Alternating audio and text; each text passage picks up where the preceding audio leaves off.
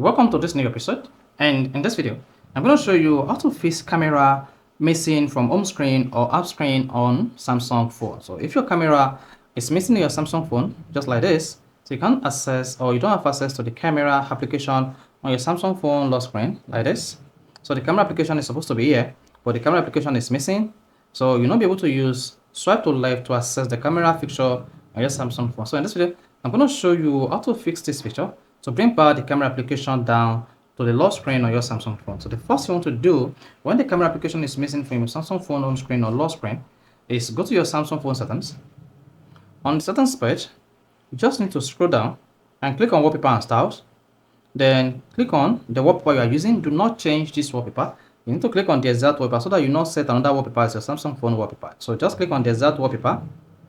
Click on the plus icon at the bottom right. Then once you click on the plus icon at the bottom right, you'll see all applications on your Samsung phone like this.